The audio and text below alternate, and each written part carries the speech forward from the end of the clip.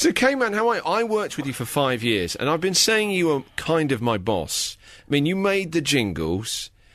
You also came up with, because, to be honest, people, you know, if they found out what happened on that show with those 5 years, people we were very lucky at XFM then. Obviously, you started to work with Ricky. We had Adam and Joe there, Lauren Laverne, Richard Bacon, Kevin Greening. It was Zoe Ball. There were a lot of different presenters there. Some of them were alive. It was a great time. No? Okay, you didn't like it. I mean, I was just stuck in a room all day. Yeah, but of your own volition. You used to sit, Carl would sit in a small studio. You had to knock on the window to be allowed in, and then you would open the door or not open the door, or just sort of say, I'm a bit busy at the moment making jingles. It was like the Big Brother diary room, wasn't it, for some people? They'd come in and have a whinge. And then people go, oh, Carl's miserable. Well, yeah, because I'm putting up with people's... It was like a confession booth in there. People come in and have a moan about the bosses and the MD. What are they doing?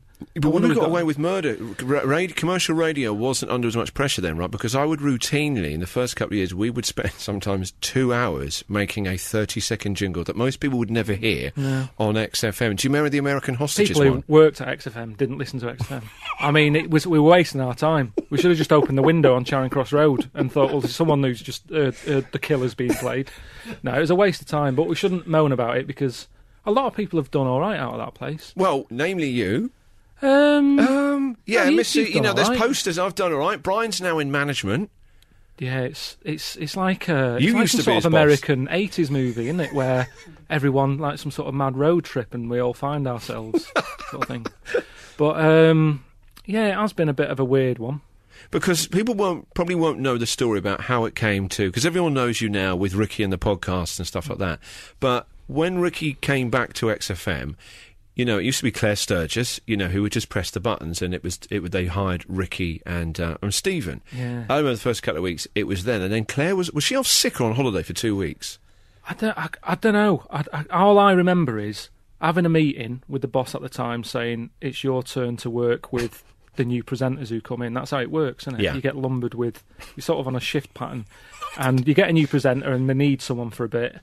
And Andrew was the boss at the time, who just said, right, you've got to work with Ricky and Steve.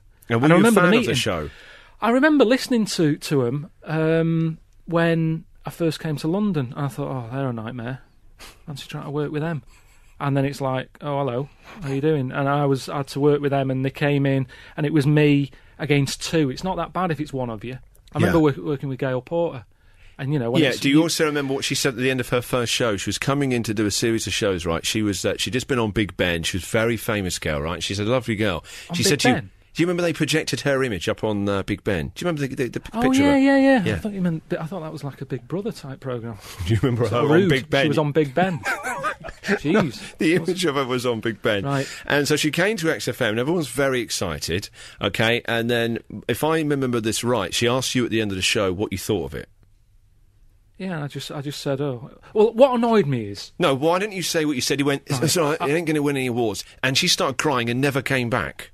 Yeah, because it annoyed me that there was loads of people in there whooping. She did a link, she came on, I am Gail Porter, it's XFM. Right, that's good. She's not from Ireland. What was that accent Well, from? she did that, and everyone was going, that's great, Gail, it's great. And then I just sort of said, yeah, it was not going to win any awards, but meaning, let's make it better. You know, I wasn't having a go. It's the first show. It's bad for anyone's first show. I remember doing a show on my own, the first one. It was terrifying. But there's no point building her up. You've got to encourage them, and that was my way. I was sort of like Alan Sugar.